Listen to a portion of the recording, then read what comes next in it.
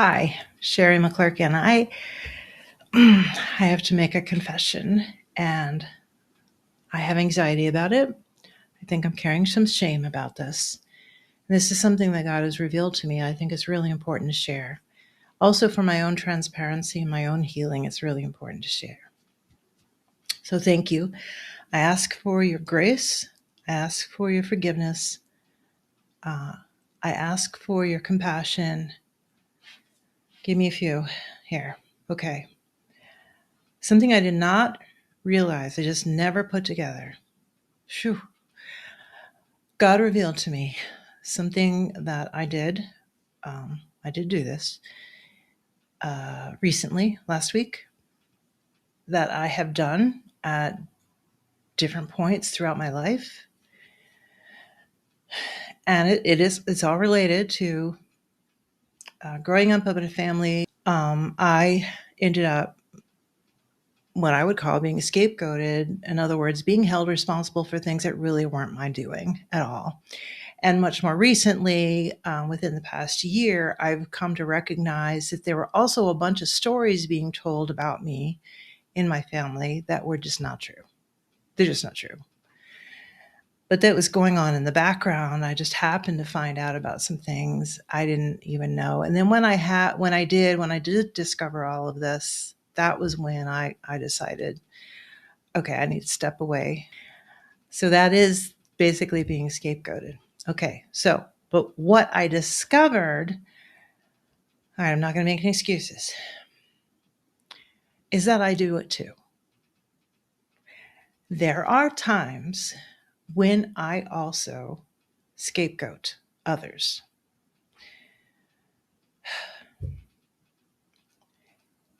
Here's the situation. I'm not making any excuses, just giving context. I'm not making any excuses. I do it. If I have done it to you, I absolutely ask your forgiveness. And if I need to make amends for something, please let me know I want to do that. Please let me know. Okay. So, how it came up last week is I was in a particular Facebook group and I posted something that was a little bit, it absolutely could be interpreted as, and was somewhat my intent for it to be a little bit salesy. I didn't think it would be noticed or seen because it wasn't outright salesy and it did stand on its own. No excuses, though. It was part of my intent because I am a coach and I have services to give. And somebody called me out on it because that is against the group rules, they said.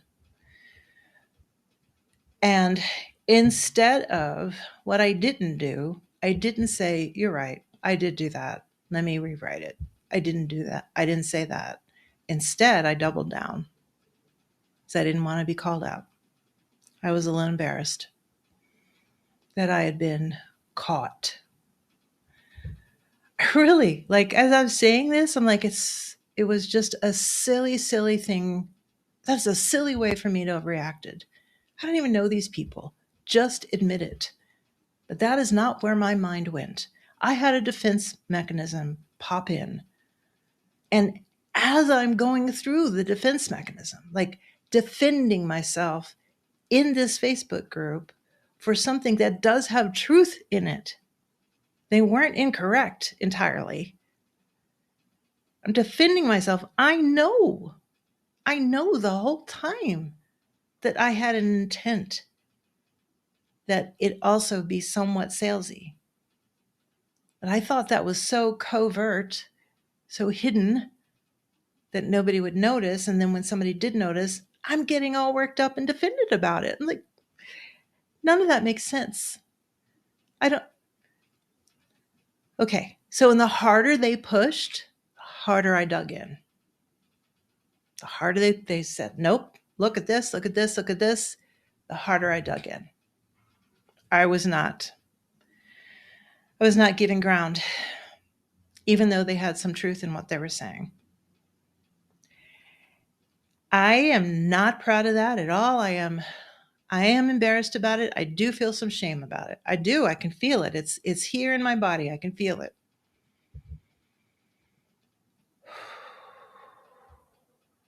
So let's step back from this for a moment. Let's talk about this. Okay, what I can see now, having stepped back from it a little bit, having sat with it a bit, having processed it a bit.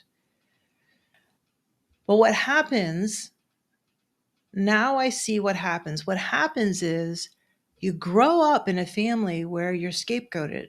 Again, that's being held responsible for something that isn't really yours.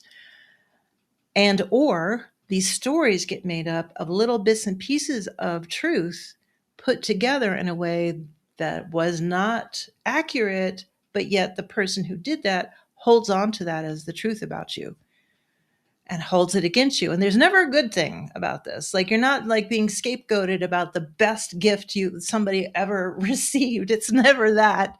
It's not like how great you are about something. It's never that. It's always being scapegoated about something that was uncomfortable, or some harm was involved, or in some way somebody feels something or other about it. It's always that. Right? God, please scapegoat me for having the best business. I'll take that one. No, that's not how it works. But it makes sense. I grew up in a family where that happens, where the truth didn't matter, where I wasn't really listened to a lot of times. And that didn't change much as I got into adulthood. It didn't really change. That pattern is still there. Maybe it's not as strong, I'm not sure, but it's still there. That means I learned it. I learned it too. Just because I was often the scapegoat doesn't mean that I escaped learning that as a coping mechanism, as a defense mechanism, as a way of trying to wiggle out of something, not being held accountable. I learned to not hold myself accountable. Wow, I never put it quite like that until I'm talking this out with you all. I learned to not hold myself accountable. Wow, I can like see that through my life. I learned to not hold myself accountable, to instead to it's not even making excuses. It's not that. There is some of that, but it's really not. It's so much deeper than that. It is an unwillingness to see the truth, or to even admit that somebody, yeah, there's truth in what you're saying. May not be exactly what they're saying. And that's what happened in last week in the Facebook group I was in, because they also took little bits and pieces of truth, glommed them together to make a story, and held that story against me as if that's the truth, the whole truth, and nothing but the truth, and it wasn't. That does not excuse my behavior. That does not excuse my behavior. When we learn better, we are to do better. I know better now. I literally did not know that I had been doing this. I had never put it together like this before. But wow, God really revealed it to me. I don't like this part of me. I need to learn to love that part of me. Fighting part of ourselves makes it worse. Okay. Learning to have the grace and compassion for that part of me that feels I have to defend myself is important. So that's my next step. It is there by very natural, normal human consequences. You grow up in something, you pick up some of that. You can't help but do it. I am grateful that God has revealed this to me. I'm very grateful God has revealed this to me. I'm still carrying some of it. I'm working on that. Forgiving myself.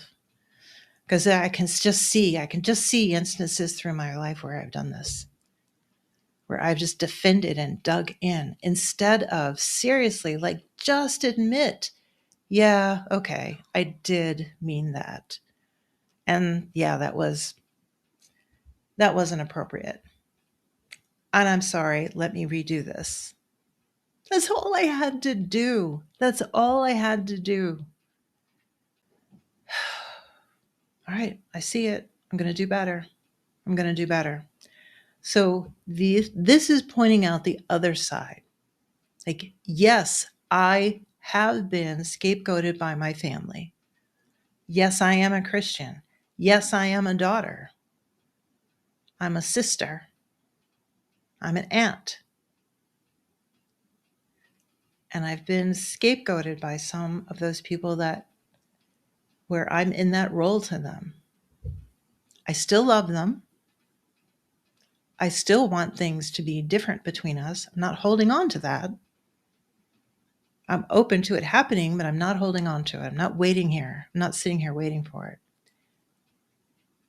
And all those experiences in my childhood shaped me too. Of course they did. They shaped me. And I learned some of those bad habits too. I'm just call it out. It's a bad habit. It is a bad habit. The truth is so much better. It would have been so much easier. I think about just the situation last week where in that Facebook group, if I had simply confessed, said, yep, you're right, I did. Let me redo it. Let me redo my post. Because it's not my intent to offend anyone. That certainly was not my intent. But it did. And they were right. They called it out. They were right. It would have been saved so much aggravation, frustration, so much back and forth because I dug in. So much back and forth if I had just admitted it. Just admit it. It would have saved so much. And that's really what I'm going to remember and hold on to. It's much simpler to simply say the truth. And go fix it. Go fix the issue. Go fix it. But we have to learn this. We have to have that awareness to see it. We have to have the ability to know that that doesn't define us. It doesn't define me. Yes, it's that whole scapegoating has been in my defense mechanism bucket all my life. Just now realizing it. It doesn't have to stay there. And it doesn't define who I am.